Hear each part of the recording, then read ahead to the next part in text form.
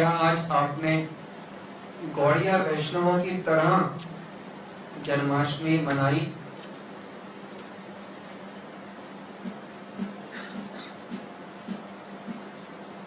ये समझने से पहले ये समझना होगा कि गौड़िया वैष्णव कौन? गौड़िया वैष्णव मतलब श्री गौरांग महाप्रभु के अनुयायी। गौरांग महाप्रभु के अनुयायी गौड़िया वैष्णव का एक ही मतलब है कि वह वो साधना करते हैं जिससे उनके दो स्वरूप होते हैं। एक नित्य नवद्वीप लीला में किशोर रूप में श्री गौरांग महाप्रभु के सेवक के रूप में, व दूसरा राधा कृष्ण की ब्रज लीला में एक मंजरी के स्वरूप में।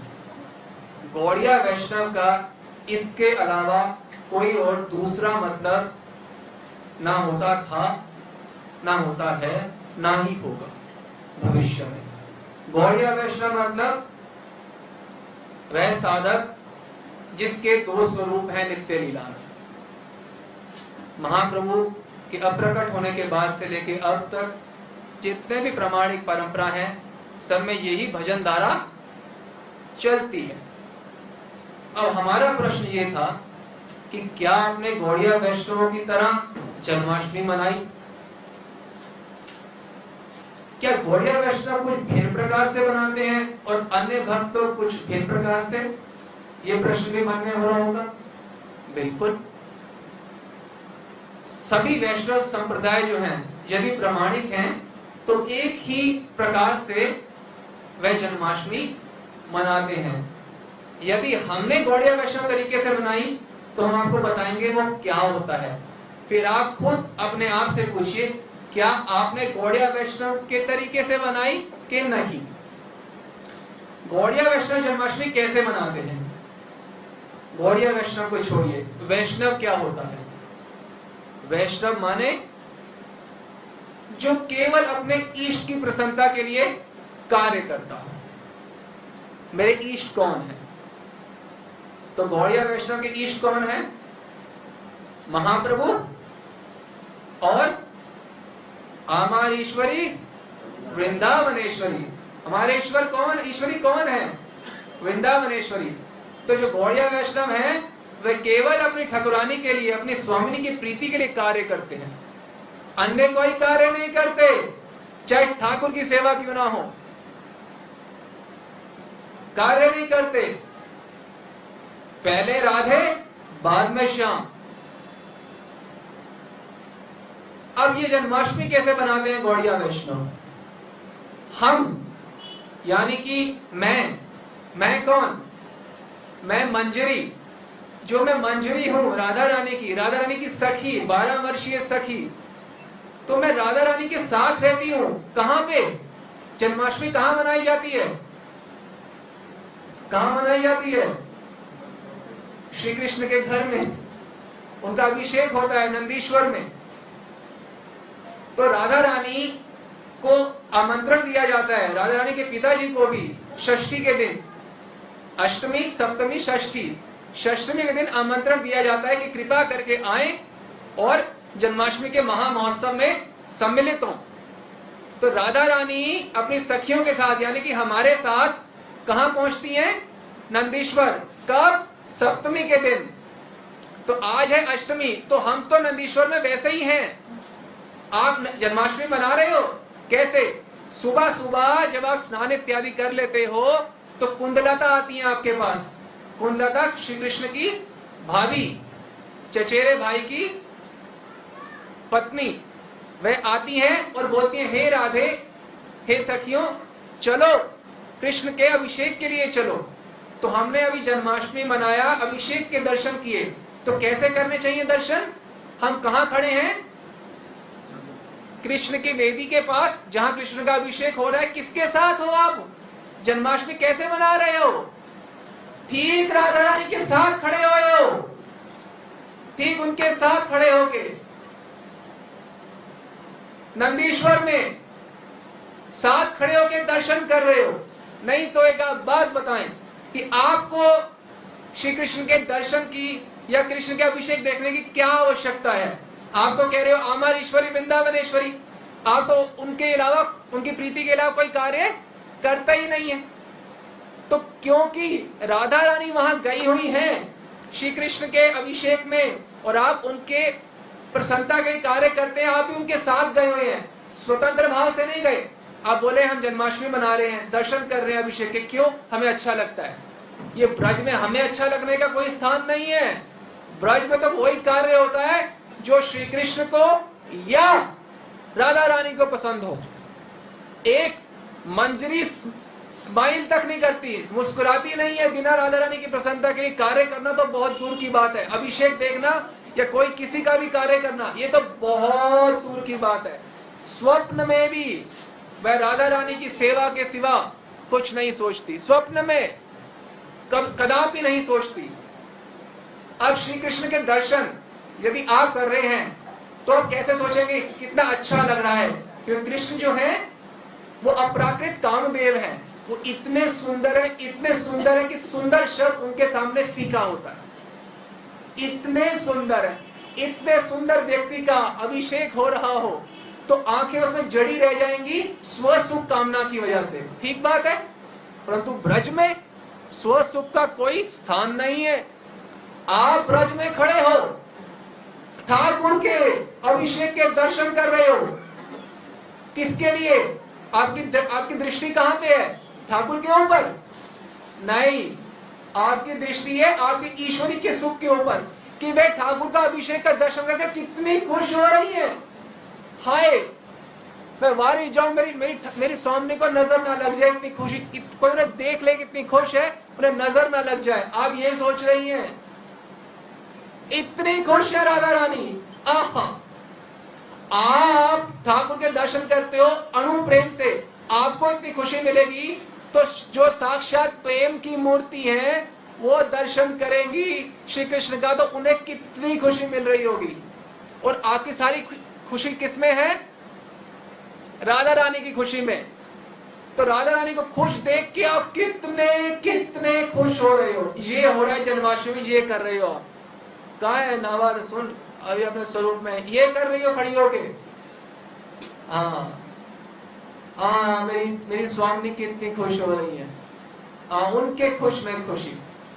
भक्ति मतलब तत्सुखे सुखित्वम, उनके सुख में मेरा सुख। और मंजरी तो क्या है? ठाकुर के सुख में भी अपना सुख नहीं है, केवल राधा रानी के सुख में उनका स्वयं का सुख है। जो गौड़िया वैष्णव हैं वो एक स्वरूप से तो राधा रानी के साथ खड़े होके कृष्ण दर्शन करके जन्माष्टमी मना रहे हैं। क्या आप सबने ऐसे किया? अभी आपको सब यही सोचना चाहिए था, ये सखियां हैं, ये मंजरियां साथ में हैं, यही सोचना चाहिए था कि नहीं? नहीं तो सोचा करो। देखो यदि जन्माष्टमी नहीं मनाओगे सही तरीके से तो अन्य दिन कैसे मनाओगे सही तरीके से? क्योंकि ब्रज में तो रोज ही फेस्टिवल है। ब्रज में तो प्रत्येक कदम गमनम नाट्यम, गमनम नाट्यम, शब्द जो है वो गायनम, शब्द जो है वो गाने के समान है, चलना जो है नाट्य है, नृत्य के समान है। और प्रत्येक दिन तो एक फेस्टिवल है ही है वैसे ही। तो आप आज का फेस्टिवल सही नहीं मनाओगे जन्माष्टमी, तो कल क्या करोगे?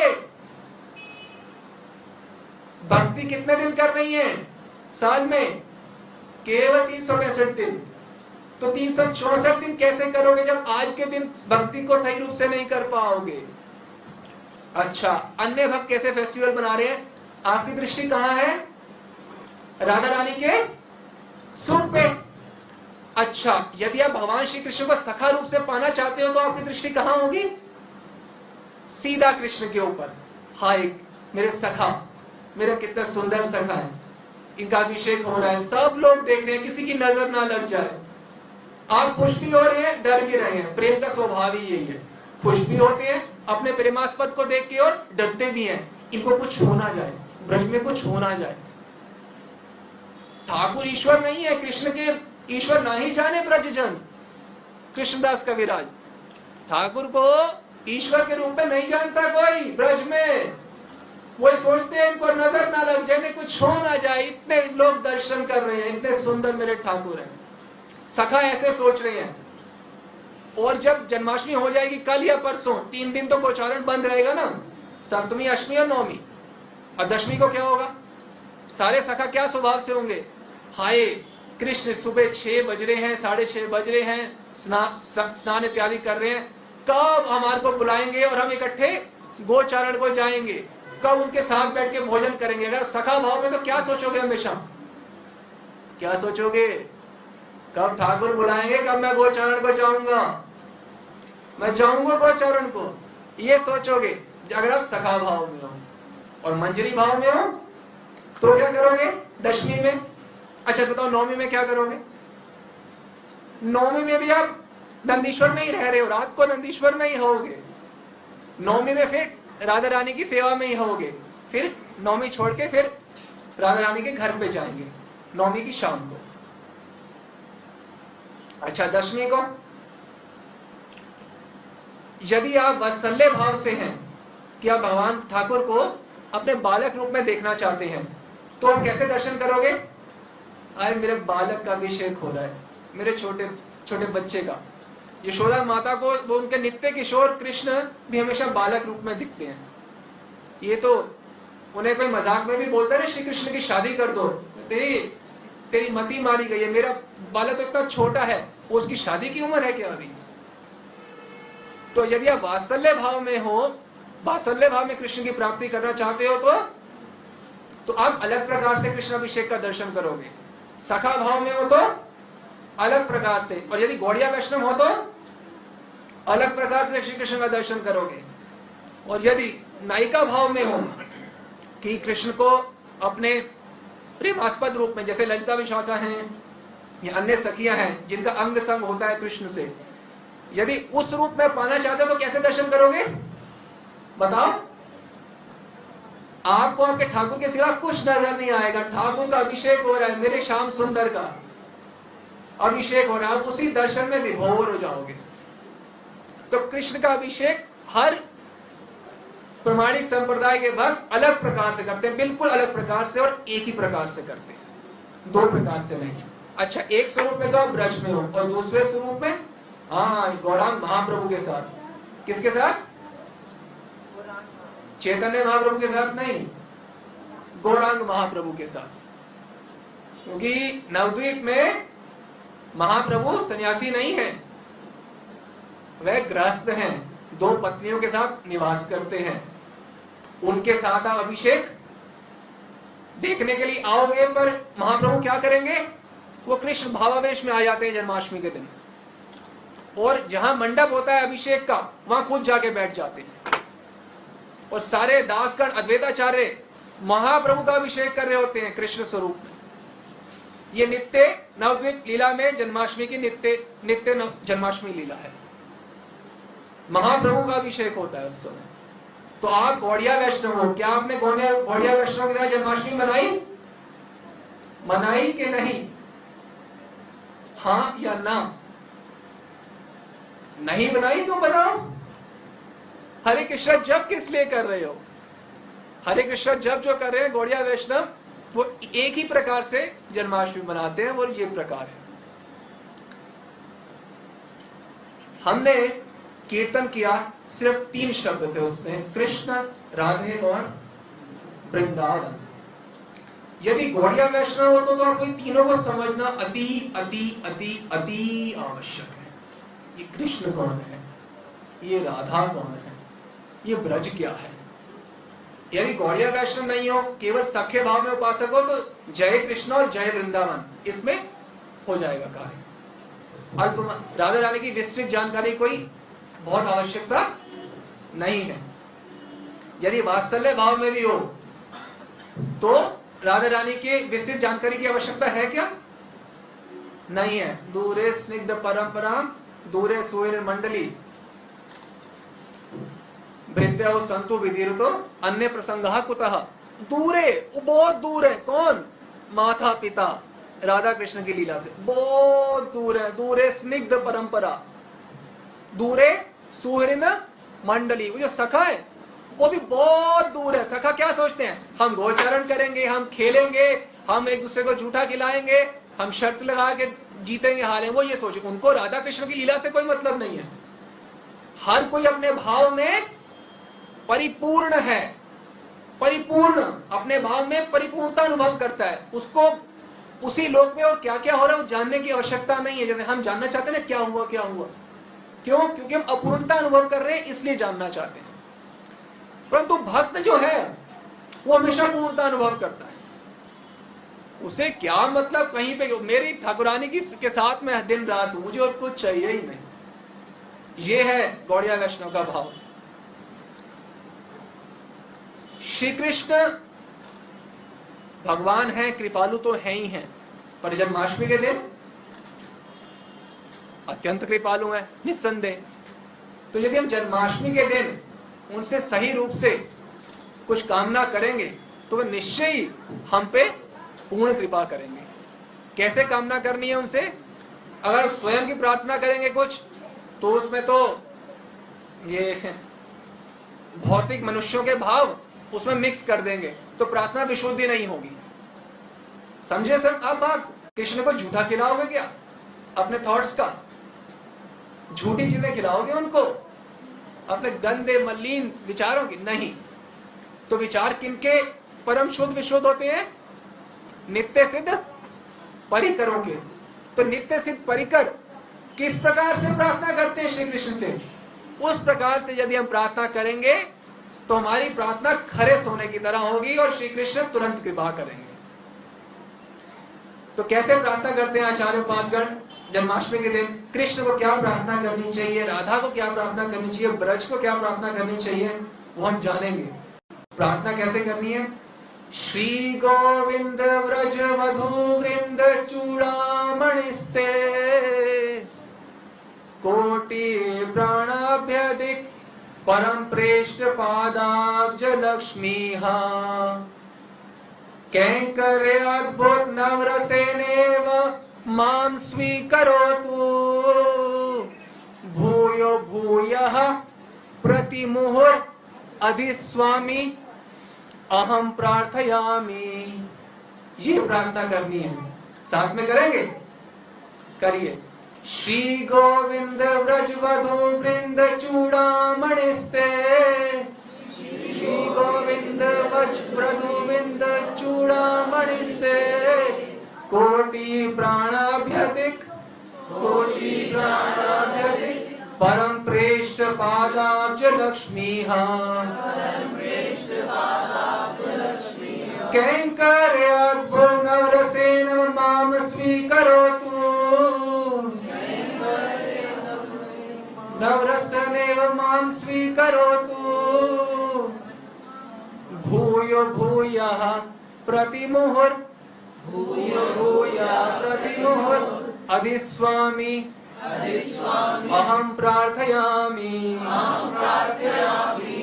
इसका मतलब है कि हे गोविंद, श्री गोविंद व्रज वधु वृंद चूड़ामणिस्ते, हे गोविंद जिनके चरणों कोटि प्राण अभ्यतिक परम प्रेष्ठ पादाब्ज लक्ष्मी, हे गोविंद जिनके चरण कमलों का सौंदर्य जो है तुम्हें कोटि प्राणों से भी अधिक प्रिय है।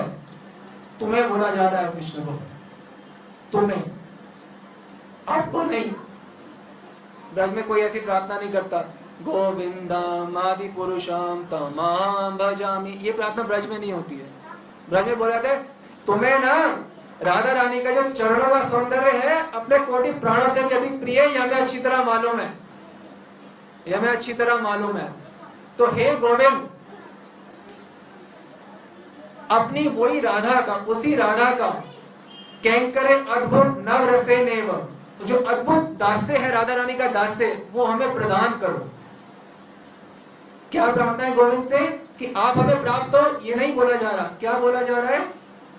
आपको तो उनके चरण कमलों का सौंदर्य इतना प्रिय है, तो आप मुझे उनका चरणों का दास्य दे के कृतार्थ करो। मां स्वीकरो, तू मुझे स्वीकार करो। किस रूप में? अपने दास्य के रूप में नहीं, अपनी सखी के रूप में नहीं, अपने सखा के रूप में नहीं, मां स्वीकरो तू। किस रूप में? कैंकर अद्भुत, उनके अद्भुत दास्य, राधा दासी के रूप में मुझे स्वीकार करो। भूयो भूया, बारंबार, भूयो भूया मतलब बारंबार, प्रति मुहूर्त मतलब हर क्षण, मैं बारंबार हर क्षण अधिक स्वामी, मैं स्वामी हूं, अकेले के स्वामी नहीं हो, क्योंकि हमारी ईश्वरी वृंदावनेश्वरी तार प्राणनाथ बलि भजे गिरिधारी, उनके प्राणनाथ होने के कारण मेरे स्वामी हो, एकांत में स्वामी नहीं हो। एकांत में स्वामी तो ब्रज वधुओं के होते हैं, ललिता विशाखा इत्यादि के, परंतु आप मेरे स्वामी हो क्योंकि आप राधा रानी से संबंधित हो। अहम प्रार्थयामि, मैं आपसे प्रार्थना करती हूँ बारंबार। तो हम अगर गौड़िया वैष्णव तो हमें प्रति मुहूर्त हर क्षण बारंबार क्या प्रार्थना करनी चाहिए श्री कृष्ण से कि आप मुझे राधा रानी का दास्य प्रदान करके कृतार्थ करो। केवल यही प्रार्थना में दिन रात 24 घंटे यही करना चाहिए। गोविंद क्यों बोला गया इस शब्द में, इसके पीछे रहस्य है। श्री गोविंद, श्री कृष्ण क्यों नहीं बोला, श्री गोविंद बोला। गोविंद मतलब, गो मतलब इंद्रियां, विंद मतलब प्राप्त करना। जिनकी इंद्रियां, श्री कृष्ण की इंद्रियां राधा रानी को प्राप्त करने में सतत उद्ग्रीव हैं, मतलब परम उत्कंठित हैं कृष्ण की इंद्रियां हर समय राधा रानी को प्राप्त करने में। और राधा रानी कृष्ण को आसानी से प्राप्त नहीं होती ब्रज में, वो भगवान है, आप्त काम पूर्ण काम है, लेकिन ब्रज में वे अपने आप को नंद नंदन मानते हैं। मैं नंद महाराज का पुत्र हूं, वो भगवान नहीं है कि जो चाहा जब चाहा हो गया। राधा रानी उनके लिए दुर्लक्ष्य है, बहुत मुश्किल से प्राप्त होती है, और उनकी इंद्रियां सतत उद्ग्रीव है उन्हीं को प्राप्त करने में। दोनों बातें हैं, एक तो मुश्किल से प्राप्त, और आप परम उत्कंठित हो तो क्यों ये प्रार्थना करिए, हे ठाकुर आपको जरूरत मुझे मेरी पड़ेगी, कैसे लाओगे उनके घर से, जटिला से छुड़ा के राधा ने कैसे लाओगे, मैं आपकी मदद करूंगी। अच्छा, और गुरुजनों इतनी बाधाएं आएंगी, वो कौन समाधान करेगा, मैं करूंगी। आपको इतने कष्ट, आपकी राधा रानी जब श्री कृष्ण बांसुरी बजाते हैं तो राधा रानी जब अभिसार को जाती हैं पथ पे, तो उन्हें पता ही नहीं होता वो कहां चल रही हैं। वो कभी विपत हो जाती हैं, कभी कभी बेहोश होकर गिर जाती हैं, उन्हें पकड़ेगा कौन। आपने तो बांसुरी बजाई, आपको प्राप्ति नहीं होगी राधा रानी मेरे बिना, समझे। फीलिंग करके करो प्रार्थना। भक्ति का मतलब जो है वो प्रेममयी सेवा है, सारी फीलिंग्स के साथ, अपने भावनाओं का पूर्ण समर्पण। देखो ठाकुर, अकेले तुम्हें राधा रानी प्राप्त नहीं होने वाली, मेरे बिना तुम्हें राधा रानी के साथ विलास तो छोड़ो, वो तुम्हें प्राप्त भी नहीं होंगी, तुम चाहे वेणु भी बजाओ। रास्ता कौन उन्हें पार करवाएगा, मैं। तो इसलिए सतत उद्ग्रीव इंद्रियां, तुम्हें बहुत जरूरत है राधा रानी की, तो ये सोच लो कि तुम्हें मेरी भी बहुत जरूरत है, मैं तुम्हारी मदद करूंगी। तो इसलिए गोविंद बोल के संबोधित किया जा रहा है। श्री कृष्ण बोले तुम्हारी राधा रानी, वो तो मेरा दास्य चाहती है, तो तुम सीधा मेरा दास्य क्यों नहीं चाहती, मेरा दास्य कौन हो। नहीं नहीं नहीं नहीं नहीं, मैं तुम दोनों का दास्य चाहती हूं, परंतु मेरे प्राण सारे राधा रानी को टिके हुए हैं। राधा कृष्ण प्राण मोर युगल किशोर। श्री कृष्ण का लक्ष्य क्या रहता है, राधा रानी सुखी हो। राधा रानी का लक्ष्य क्या रहता है, श्री कृष्ण सुखी हो। ये बात समझिए, राधा रानी और कृष्ण दोनों ने एक दूसरे को आत्मसमर्पण किया हुआ है पूरा। जब आत्मसमर्पण किया है, उनको होश ही नहीं है कि कैसे बाकी कार्य होंगे। तो सारा जो लीला का भार है राधा कृष्ण का, वो सखियों के ऊपर है। ब्रज की लीला प्रारंभ नहीं हो सकती सखियों के बिना, पूर्ति तो छोड़ दो, सखी बिना ये लीला पुष्टि नहीं हो, प्रारंभ नहीं हो, पुष्टि छोड़ो, प्रारंभ नहीं हो सकती, क्योंकि वो तो आत्मसमर्पण करके वो तो अपने आप को भूल चुकी है, उनको पता ही नहीं चलता वे क्या कार्य कर रहे हैं। जब श्री कृष्ण राधा रानी के वीरे में तो होते हैं, वो पथ में चलते चलते बेहोश होकर रोते रहते हैं, रोते रोते रोते नदी बन जाती है। इतने आत्मसमर्पण कर चुके होते हैं, उन्हें होश, वो सोच रहे हैं कि राधा रानी मेरी मादन रस से सेवा करना चाहती है, मैं फटाफट जाके उनकी सेवा स्वीकार करूं, पर जाऊं कैसे? वो उनके आनंद की स्मृति में बेहोश हो जाते हैं और आपको ढूंढने जाना पड़ता है। यहां राधा रानी निकुंज में बैठी हैं, श्री कृष्ण का इंतजार कर रही हैं। वहां ठाकुर ने भी बोला है मैं आऊंगा, पर वो आए कैसे? आए कैसे? वो तो मूर्छित है। यस्य कटाक्ष शरघात् विमूर्छितस्य तं राधिका परिचरामि कदा रसेन। यस्य कटाक्ष शरघात्, जिनके कटाक्ष शरघात, समझ, शरघात समझ, जिनके कटाक्ष के घातक हो जाता है, जिनका कटाक्ष उससे भी मूर्छित हो जाते हैं, तो वो तो बहुत बड़ी बात है। अभी तो दर्शन भी नहीं हुए राधा रानी के, राधा रानी की स्मृति में कृष्ण मूर्छित हो जाते हैं। मंजरी क्या प्रार्थना करती है ठाकुर से? यस्य कटाक्ष शरघात् विमूर्छितस्य तम राधिका परिचरामि कदा रसेन। मैं राधा रानी तुम्हारी वो सेवा कब करूंगी जब कृष्ण मूर्छित हो जाएंगे तुम्हारे कटाक्ष से। कटाक्ष, वो मूर्छित होंगे और तुम उनको मादन से सेवा विलास करना चाहती हो। जब वो मूर्छित होंगे तो कैसे सेवा करोगी? हमने क्या बोला? जय राधे जय कृष्ण, ये है राधे, ये है कृष्ण और ये है वृंदावन और ये हो तुम। अपना रोल जानो, क्या रोल है तुम्हारा ब्रज में? वो बेहोश पड़े हैं, राधा रानी उद्ग्रीव है, मादन रसों की सेवा करने हैं, जग नहीं रहे हैं। फिर बोलती है राधा रानी, ए तुलसी मैं तो थक गई, इसको उठा के उठ नहीं रहे, तू उठाना, तू मेरी मदद कर। ए तुलसी, ए सखी, ऐसे बोलेंगी राधा रानी आपको। उपासना, उप आसन, आसन मतलब निकट रहना, उप निकट रह के सेवा करना। उपासना यही है, आपके ईष्ट देव के निकट रह के उनकी सेवा करो। गौड़िया वैष्णव मतलब वो दिन रात राधा रानी की सेवा कर रहे हैं। उनको राधा रानी की सेवा के अलावा ना कुछ दिखता है ना कुछ सूझता है। जागृत स्वप्न सुषुप्तिषु स्फुरतु में राधा पादाब्ज छटा। जागृत, जाग रहे हो तो राधा रानी, सो रहे हो तो राधा रानी, और बिल्कुल भी सो रहे हो तो भी राधा रानी। जागृत स्वप्न, स्वप्न में भी राधा रानी, जागृत में भी, और सुषुप्तिषु जब 14 इंद्रियों का कार्य बंद रहता है, सुषुप्तिषु। हम कृष्ण को प्रार्थना कर रहे हैं, उनको उनके सेवा का पक्ष दिखा के उनसे। कृष्ण भक्ति मतलब वो भक्ति नहीं है कि हम ये सोचें कि मैं बद्ध जीव हूँ, अनंत पापों से ग्रस्त हूँ, जन्म मृत्यु के सागर में पड़ा हुआ हूँ, कृपया करके मुझे भगवत धाम में वापस ले चलो। हम इसीलिए भक्ति करते हैं। ये कृष्ण भक्ति ऐसे नहीं होती, इसे कहते हैं वैदिक भक्ति। क्योंकि अगर आप ऐसे भक्ति कर रहे हो, इसका मतलब है आप भगवत धाम जाना चाहते हो जन्म मृत्यु के चक्र से छूट के। ठीक बात है, भगवत धाम कोई भी हो, आपको क्या फर्क पड़ता है? उसमें कृष्ण भगवान हो, गौरंग महाप्रभु हो, नरसिंह भगवान हो, वामन हो, नारायण हो, आपको तो कोई फर्क नहीं पड़ता उससे। तो इस भक्ति को कहा जाता है वैदिक भक्ति, कि आपको भगवत धाम जाना है तो कृष्ण की दास्य के रूप में सेवा करने में। परंतु ब्रज की भक्ति ऐसी नहीं है। ब्रज की भक्ति होती है, हम श्री कृष्ण से प्रिसाइजली प्रार्थना करते हैं कि हे कृष्ण, मुझे और कुछ नहीं चाहिए, मुझे केवल आपका सखा बनना है। तो वो आपको सखा बनने की आप पे कृपा करेंगे। इसमें शब्द बोला गया है, एक एक शब्द पे ध्यान दीजिए। कैंकर अद्भुत नव रसेनेव मां स्वीकरोतु, मुझे आप स्वीकार करें।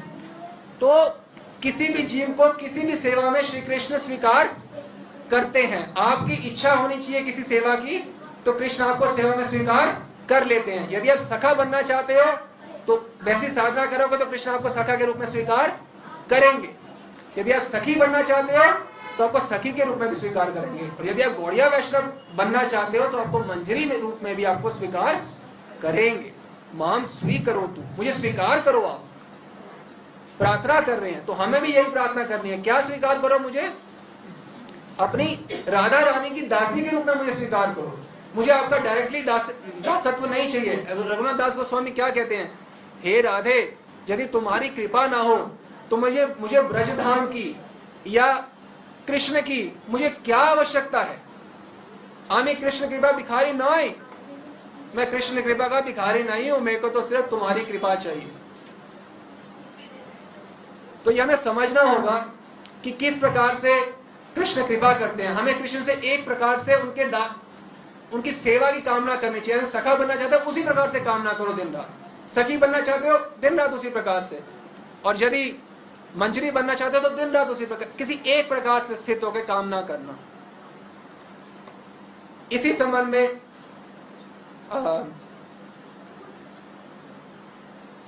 और भी श्लोक बताया जा रहा है कि श्री कृष्ण के प्रति हमारा प्रेम है वो डायरेक्ट प्रेम नहीं है, वो क्या है? निर्भर प्रेम है, निर्भर प्रेम, डायरेक्ट नहीं है। राधा पाद सरोज भक्तिम अचलाम उद्वीक्षया, ये प्रार्थना भी आप कर सकते हो कृष्ण से। क्या? राधा पाद सरोज भक्तिम अचलाम उद्वीक्षया। राधा पाद सरोज भक्तिम अचलाम, राधा चरण कमलों में मेरी अचल भक्ति देख के, उद्वीक्षा मतलब देख के, ये प्रार्थना करें उद्वीक्षया, देख के, राधा चरणों मेरी प्रति भक्ति देख के, निष्कैतवः प्रीतः, मेरी भक्ति कैसी है? निष्कैतवः, निष्कैतव प्रीति है, कोई कपट नहीं है उसमें। निष्कैतवः प्रीतः स्वम भजतो अपि, स्वम भजतो अपि, जो श्री कृष्ण की सीधी उपासना करते हैं, जैसे सखा करते हैं, सखी करती हैं, और उनके दास रक्त पता वो सीधी उपासना करते हैं। हमारा ऐसा नहीं है। गौड़िया वैष्णव कैसे करते हैं? निर्भर महाप्रेम अधिकम सर्वशः। तो ये कि निष्कैतवः प्रीति स्वम भजतो अपि, स्वम भजतो अपि, तुम्हारा जो सीधा भजन करते हैं उससे भी ज्यादा कृपा करते हो, ये देख के कि राधा रानी की ये दासी है, इसकी प्रीति बिल्कुल निष्काम है। कई बार क्या होता है कि निकुंज वन में श्री कृष्ण जा रहे होते हैं। किस लिए जाएंगे निकुंज वन में कृष्ण? किस लिए जाएंगे? राधा रानी को मिलने के लिए, राधा रानी को ढूंढते ढूंढते, तो वो तो पथ तो भूल ही जाते हैं कितनी बारी। आनंद इतना ज्यादा होता है कि मैं राधा रानी को मिलूंगा। आप नहीं देखते कई बार रास्ते में जा रहे हो तो इतना आनंद होता है, डबल चक्कर लगा लेते हैं। तो जब एक बद्ध जीव के प्रीति में इतना आनंद है, तो श्री कृष्ण जब प्रेम करते किससे? राधा रानी से, प्रेम की मूर्ति से, तो कितने आनंद होते। तो स्वाभाविक है उनका अपने आप को भूल जाना। तो भूल जाते हैं, निकुंज वन में जाते हैं। तो एक कुंज मंदिर के बाहर आप कौन? आप मंजरी 12 वर्षीय सखी, आप बैठे हो, माले गुफन कर रहे हो, माला बना रहे हो। किसके लिए? उन्हीं के लिए माला बना रहे हो। ठाकुर आपको आके बोल रहे हो।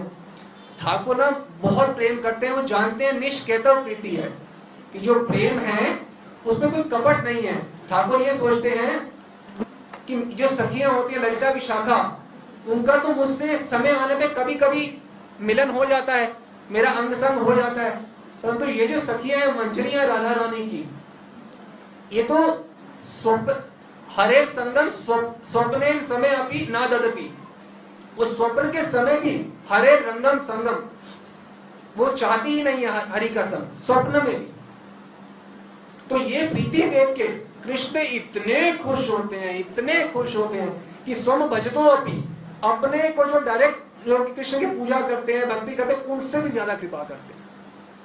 तो एक बारी कुंज में माले गुफन कर रही है मंजरी, कृष्ण आते हैं तो आनंदित होते हैं बहुत मंजरी की सेवा निष्ठा देख के। फिर भी बोलते हैं ताकि सारे भक्त समाज में ये प्रचलित हो कि मंजरियां जो है सर्वोत्तम कक्षा में है भक्ति की। मंजरियों से ऊपर कोई भी भक्त नहीं है, ना था ना है ना होगा। वो सेवा निष्ठा, भक्ति निष्ठा, राधा निष्ठा स्थापित करने के लिए वो लीला करते हैं। क्या लीला? कृष्ण मंजरी को बोलते हैं कि हे सखी, अभी कोई भी हमें नहीं देख रहा, तो मेरा अंग संग कर लो और ललिता विशाखा की तरह अपनी राधा की भी सेवा कर लिया करो, कोई नहीं देख रहा। उनके मन में ये वासना नहीं है कि वो अंग संग करें। क्यों वासना नहीं है? क्योंकि वो भगवान है।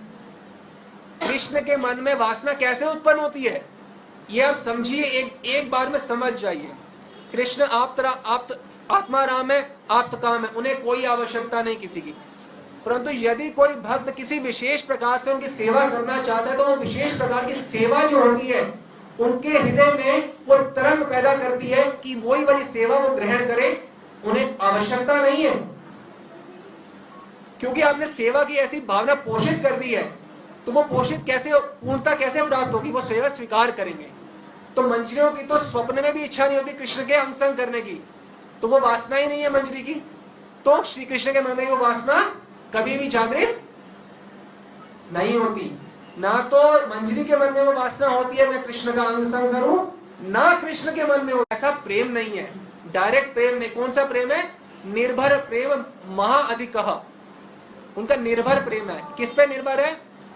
राधा रानी, राधा रानी के स्वामी है, इसलिए वो कृष्ण की सेवा कर रही है। तो जब वो देखते हैं तो कहती है मंजरी, यानी कि हम कहते हैं आप ये सोचो, लीला में जाओ, बैठो लीला में, सोचो। गौड़िया कृष्ण मतलब जो राधा रानी के साथ बैठ के चिंतन कर रहा है कि ठाकुर आपके सामने आ रहे हो, आप ठाकुर को बोल रहे हो देखो कृष्ण तुम ठीक कह रहे हो, तुम्हारा अंग संग कौन नहीं करना चाहती, कौन तुम्हारा सब विलास नहीं कर, लक्ष्मी करना चाहती है, और तुम ठीक कह रहे हो, लेकिन जो तुम्हारा अंग संग करके जो सुख है वो तो एक पूर्ण बराबर है। और मैं, जानते हो मैं कौन? मैं राधा दासी। जो राधा, देखो जितना प्रेम होगा उतना सुख मिलेगा भक्त को। सारे जीवों का प्रेम कितना होता है? एक बूंद के समान, अणु के समान। तो सुख कितना मिलेगा? अणु के समान। और राधा रानी जो है वो प्रेम का महासमुद्र है। तो वो महासमुद्र कृष्ण के महामाधुर्य, महाआनंद का महास्वादन निरंतर करती है। और राधा रानी जो है उनसे उनकी अभिन्न देव और अभिन्न प्राण है मंजरी।